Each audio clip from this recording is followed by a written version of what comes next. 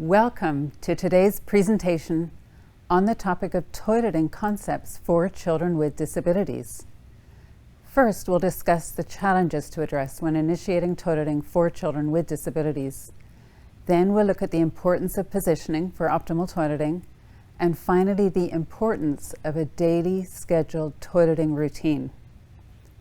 This presentation is just an introduction to this topic. A number of the slides will offer further references and resources for you to learn more. For many parents and teachers of children with special needs, toilet training seems like an unattainable goal. Here's an inspirational quote that I first heard from one of my colleagues here at Riften.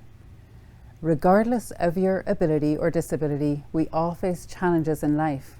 One can see them as barriers or as hurdles. Barriers are made to hold people back. Hurdles are made to jump over. The choice is yours. So let's look at some common hurdles for toileting and how these can be overcome. Each child has unique health issues, physical disabilities, or a problem such as recurring constipation. Others may display emotional or behavioral challenges, as well as communication barriers or cognitive and learning disabilities. And the parents and teachers may experience frustration in coping with the child's accidents. This in turn can feed into a cycle of unhappiness surrounding the topic of toileting. Fortunately, these common hurdles can be overcome. Let's look at these 5 effective solutions towards successful toileting. Taking each of these steps with guidance from a health professional can positively impact constipation, adverse behaviors or anxieties, and promote learning and communication and help overcome frustrations. Medical advice from a physician or specialist is essential. It's so important to first rule out or resolve any significant medical problems, such as diarrhea, constipation, or urinary tract or bowel infections. Other health conditions include celiac disease or even bowel or bladder defects, so you'd want to address that first. Also, fully understanding the possible side effects of the medications that the child is taking can be important. So certainly medications would be reviewed with the child's doctor or a specialist. Seeking out the professional guidance of an occupational or physical therapist is also very important. A therapist can offer positioning advice using an adaptive toilet seat for a child who is unable to sit on the toilet independently. Transfer techniques for getting on and off the toilet seat are important to know as well. An occupational therapist or behavior or speech therapist can offer valuable advice for establishing a consistent routine and give guidance for communication or behavioral challenges. Constipation is known to be a common problem for children and adults with developmental disabilities such as cerebral palsy. Constipation is clinically defined as fewer than 3 bowel movements in a week. So if your child has not passed stool for 3 days, he or she is very likely to be constipated. The longer that the stool remains in the intestine, the more moisture is extracted from it by the physiological function. And so the stool itself becomes harder over time, not softer, making passage even more difficult. Because cerebral palsy is a neurological disorder, the nerves that cause the muscles in the colon and rectum to contract and move stool through the intestines may be affected. Or the child may not have the sensation or the urge to defecate, and then the stool accumulates. Ignoring the urge to go makes it harder to go later. In addition, children with cerebral palsy may have low muscle tone or muscle spasticity, and the bodily function of defecation is controlled by muscles of the abdomen and pelvic floor. So children with muscle disorders may not have this coordinated movement and may have periodic bouts of constipation or infrequent or difficult bowel movements. As well, medications commonly prescribed to children with cerebral palsy, such as for seizures or antispasticity treatment or medications for drooling, can also contribute to constipation. So the first step is a full medical evaluation by a specialist in bowel issues. If the condition is related to the motility of the walls of the intestine or due to functioning of the sphincters, then more medical advice is needed beyond a simple change in diet. Functional constipation, which is also known as chronic idiopathic constipation, is constipation that does not have a physical or anatomical or physiologic cause. A child may have lumpy or hard stools or has to necessarily strain to have bowel movements, and this occurring less than 3 times a week. And constipation is considered chronic if symptoms such as this continue for 3 months or more. This type of constipation may be more responsive to a change in diet as part of the overall intervention. So normalization of fiber intake is recommended, even though there is a lack of high-quality research on this for our population. High-fiber foods include beans, vegetables, fruits, whole grain cereals, and bran. And ideally, a child would then eat fewer foods with low amounts of fiber, such as processed foods or dairy products and meats. Examples are cheeses or white bread, bagels. Drinking plenty of fluids is encouraged.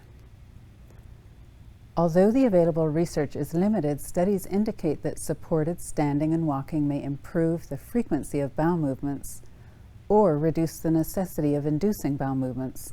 So including upright positioning and activity as part of a comprehensive management plan may help reduce constipation. A feeling of instability may be one of the main reasons that children with disabilities resist sitting on the toilet. Often a simple seat insert and a footstool are all that is needed to help the child to comfortably maintain balance. Other children may need an adaptive toilet seat to provide that needed stability and positioning for success.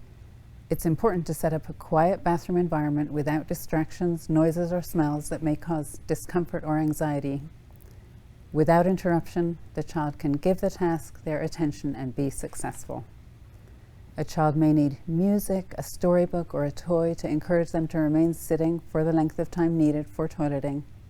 And working with an occupational or behavioral therapist can be helpful to incorporate strategies to more gradually introduce the toileting process so that it is perceived as safe and enjoyable for the child. The more consistent the toilet routine, the better. Between parents, between caregivers. This would include the bathroom environment, the sequence of the toileting routine and tasks, the words used, or the picture symbols in sequence. You will be amazed at how repetition and familiarity can promote a child's learning. It's another form of stability. Children with disabilities may have difficulty communicating, and this can lead to adverse behavior. A child may lack receptive communication and may not understand an adult's instructions about the idea or process of using the toilet, or a child simply may not have the ability to interpret their body sensations to understand the need to use the toilet. They may lack awareness of "I'm wet" and be unable to communicate the need to use the toilet before having the accident. Speech therapists and behavioral specialists can offer methods that help shape toileting behavior and enable communication. These strategies will be unique to each child. When parents and caregivers all use the same simple and clear words or phrases, then the child will be more likely to understand the expectations for the step-by-step toileting process, and pictures or symbols can be effective for many children. For others, hand gestures communicate best. In some cases, the parent or caregiver will direct the child to the toilet and through the toileting routine with gentle physical guidance. And once a child becomes more aware of being wet or soiled, he or she may want to void in the toilet to stay dry. A nonverbal child may eye point in the direction of the toilet or become agitated and pull at their clothing or cry or even walk or maneuver their wheelchair to the bathroom. And through observation, parents and teachers may learn to interpret this body language and the nonverbal cues that indicate the need to go. And then eventually, using specific communication strategies, the child may learn to request to use the toilet. Provide praise. Positive reinforcement and praise are great teachers. Think about how best to reward the child's success in staying dry between toileting episodes and for voiding in the toilet. And be patient. Look at wetting or soiling accidents as a positive teaching opportunity. Simply move the child to the bathroom and include a toilet sitting time as part of the cleanup routine. Keep the interactions calm, neutral, simple. While there is no praise or reward, it is also not a time for frustration or punishment. It's another positive teaching opportunity to practice the toileting routine. And be ready to persevere. Importantly, allow time. A child with special needs probably will not perform immediately upon being seated on the toilet, so the child may remain seated for up to 10 or 15 minutes, depending on their comfort level with prolonged sitting. Definitely work with a healthcare professional or behavioral specialist to decide what is best. Realize that it is very unlikely that a child with special needs will fully understand and perform the toileting process in a matter of weeks or months. In many cases, success with toileting or toilet continence may only be achieved after years. Children with special needs have undeniable developmental challenges, so it's important for us to keep our expectations realistic.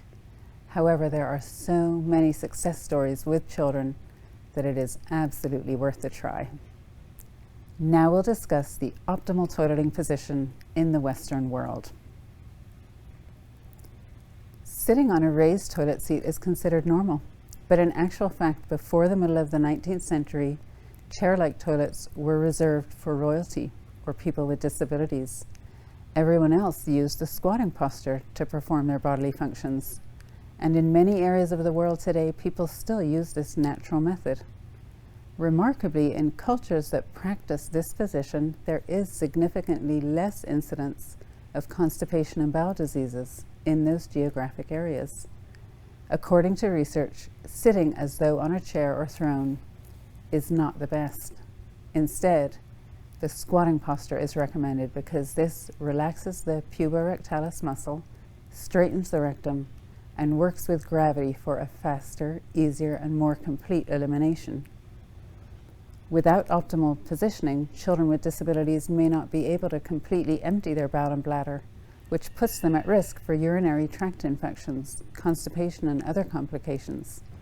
Good positioning helps the child relax for more complete voiding. We want them comfortably seated in a forward-leaning posture with good back support and support in front. This forward position of the trunk will facilitate better head and trunk control and stability, as well as increase the flexion at the hips. The legs are positioned so the knees are slightly higher than the hips, as this most closely mimics the natural squatting position. Then, ideally, there is a firm base of support so the feet are planted on the floor or footboard.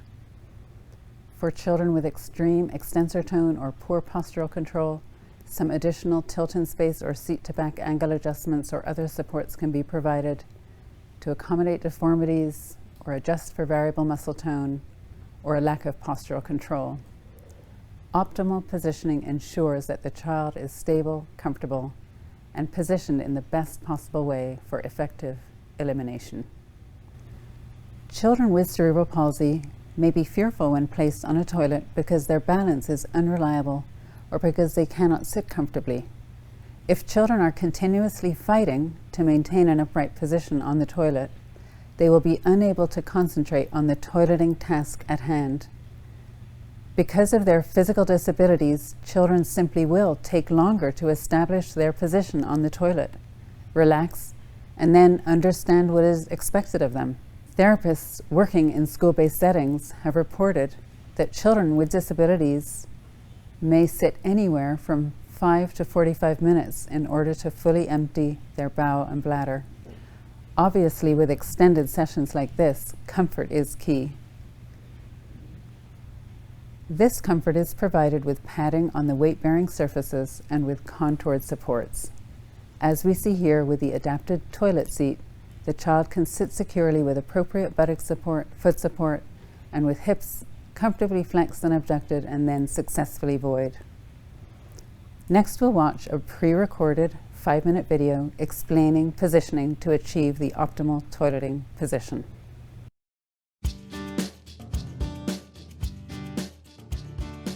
Today we want to talk about positioning when toileting.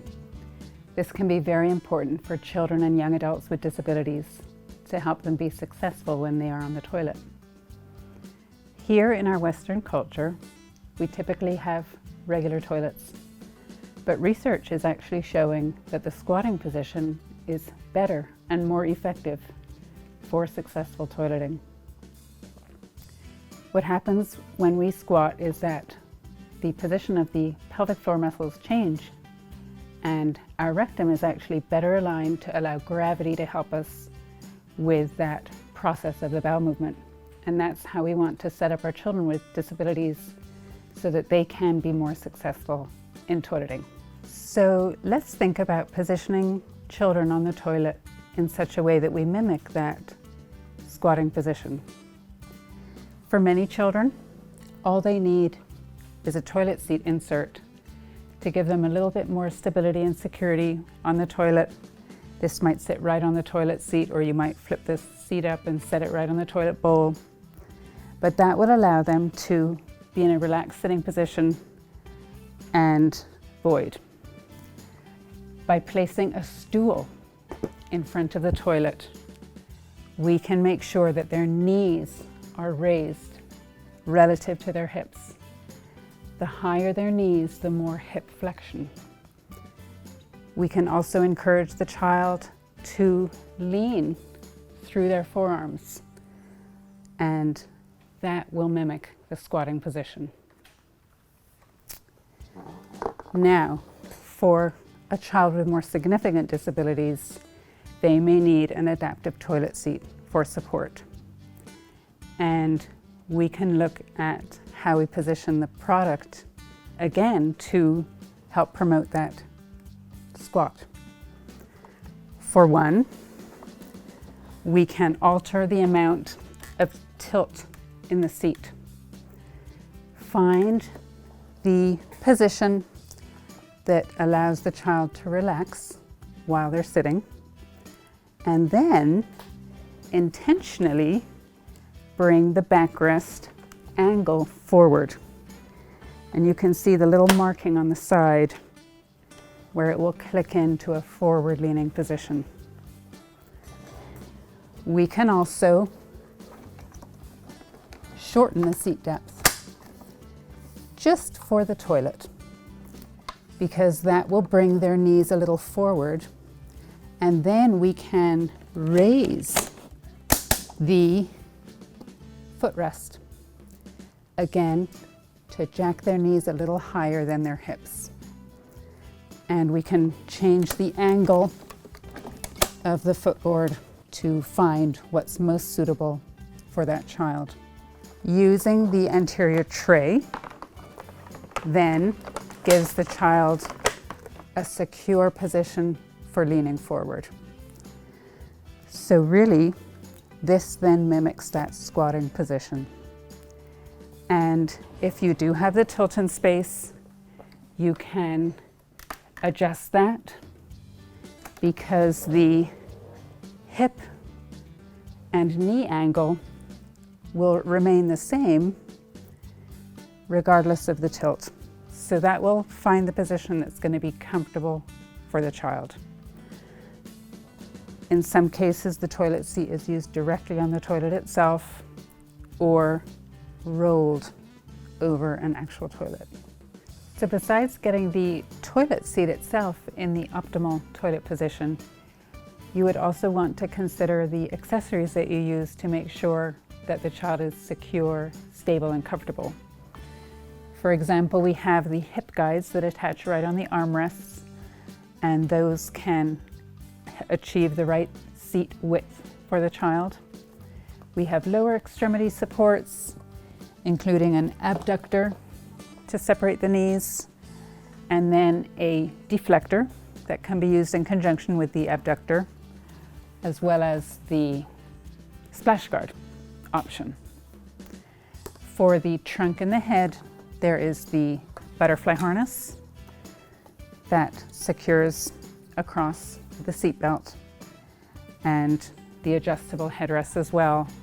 There are more accessories besides this. Please check out the website Brifton for the hygiene and toileting system and learn about the positioning options. Our customer service is ready to help you, and all the best as you toilet your child with special needs. I'd like to share a story that was sent to Rifton by a special education teacher. We love the HTS in our classroom. I have been using it with a student who has spastic cerebral palsy and for whom other toileting systems just weren't working.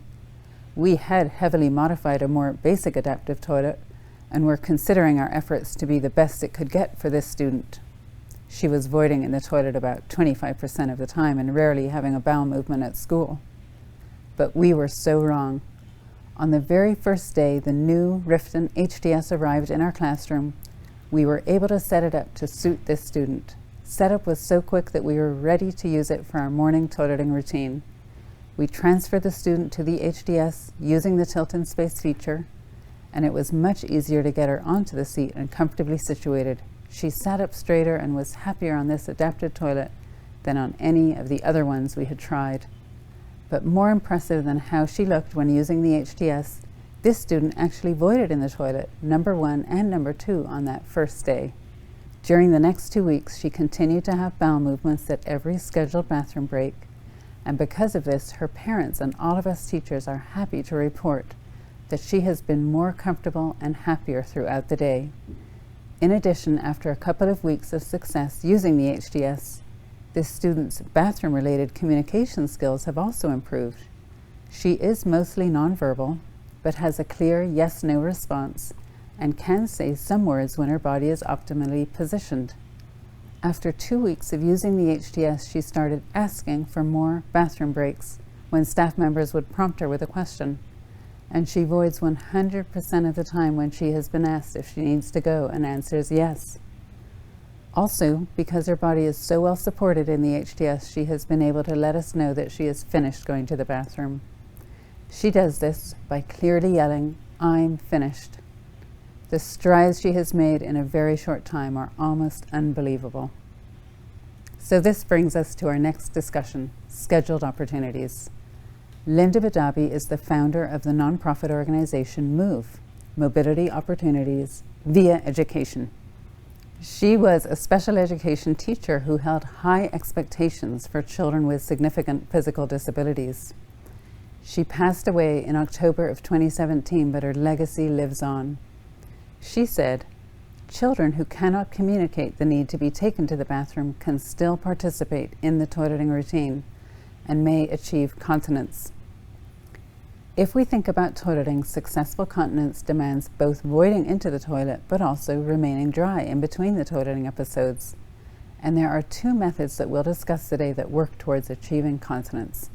One method we'll call scheduled sitting, and the other high probability schedule.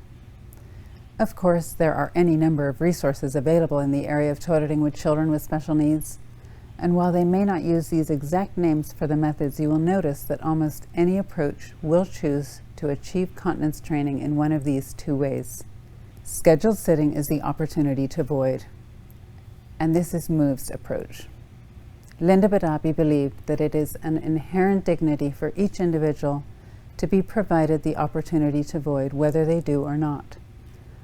We want to give them that chance, and it is also sitting practice. So we plan a toileting schedule that is very sustainable and manageable by the school staff or by the parents, and then we adhere to those times and keep a record. The next slides will show sample record-keeping forms. This is the record-keeping form from MOVE. You'll see medical terms here, no void, urine, or stool, and that would be documented as before the toilet, meaning in the pamper, or into the toilet, which may be into the pan of an adapted toileting system. The space for notes makes the valid point that whether or not the individual successfully voids into the toilet, this scheduled opportunity still provides a chance for hygiene care, to check for skin breakdown, give them a chance to air out, plus to build on the motor skills of the child and their participation in the steps of toileting. Notes on any bladder or bowel health issues or on their skills learning progress can be documented here as well. This is a screenshot showing the top half of another form. This one can be downloaded from the Riften blog article on toileting. The toilet time along with the parent or caregiver initials is in the first column. And because you can view the full week as a set of columns, this particular form allows you to see the day-by-day voiding patterns that may emerge with the daily scheduled time. With scheduled sits, we are surprised to see how many children, even with physical and cognitive delay, will get into the rhythm of the schedule and will actually voluntarily hold their urine, and they will prefer to do it in the toilet rather than in the pamper because it is more comfortable for them that way. Now we'll compare this to a high probability schedule where we focus on remaining dry in between toileting episodes. This approach may be more appropriate for ambulatory children who are more mildly delayed, such as children with Down syndrome or children with autism. And what we do here is we simply check them every half hour to find out if they are wet or dry. We do this before we even begin to sit them on a potty or toilet at all. The purpose is to find out the most likely times when the child voids, and then we can set up a schedule based on these predictions. This form shows an example of doing this data collection during school hours over the 5 days of the school week. We're checking every half hour and documenting, are they dry, are they wet, or are they soiled? And we'll do this for a week or two or more until we can establish a pattern. And we'll specifically look for trends or patterns of dry diapers and trends in the times of urination or defecation. And when patterns are identified, we can see how they correlate with the food or fluid intake, because voiding may relate with when their mealtime is and when their fluid intake is. So this data collection is important for determining those high probability times of voiding. And using this information, we will then create a schedule. So here's an example of a high probability toilet schedule, and the scheduled times are put in the first column, and we can see these more user-friendly terms of wet, dry, or soiled for the pamper. And then we want to document toilet success, and that may be on a potty or toilet, depending on the age or the ability of the child, or using an adaptive toileting system. And the terms here for the toilet success are urination and bowel movement, or no elimination in the case of no success. So this offers a clear, simple chart that the team can review after an interval of time and consider whether or not the schedule times might need adjusting, either to reduce the number of accidents or to adjust as the child is able to hold their urine for longer. This is a screenshot showing the top half of another form, and this one can be downloaded from the Riften blog article on toileting. And here the toilet time, along with the parent or caregiver initials, is in the first column. And when used as an initial data collection form, the times can be written in at every half hour. And notice how this form allows you to be specific in terms of the child's food and drink intake to see whether or not that has any impact on their voiding patterns. So the value of this record chart is that we can see how long the child usually stays dry, or at what times he or she typically urinates or performs a bowel movement. For example, perhaps he always does number 2 about half an hour after lunch. Or the record chart may indicate that a little girl consistently is dry at 9:30 a.m. but consistently wet at 10 a.m. So a good time to have her sit on the toilet is right before 10 a.m.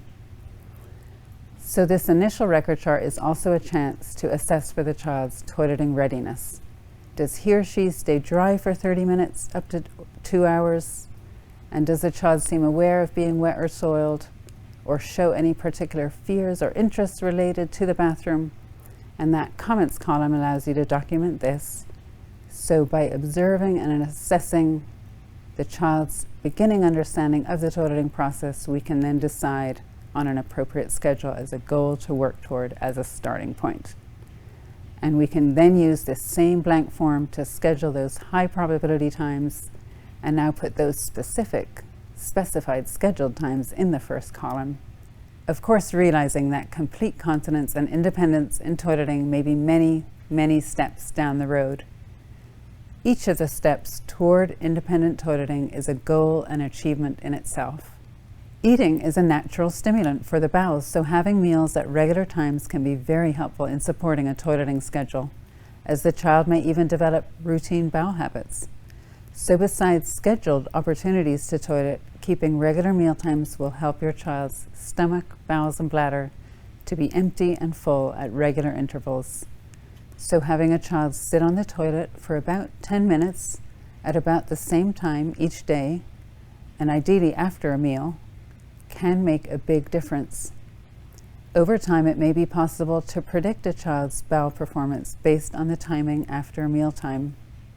So hopefully this presentation has given you a good starting point and further resources to explore. All the best, and thank you for your interest and attention on this topic of toileting concepts for children with disabilities.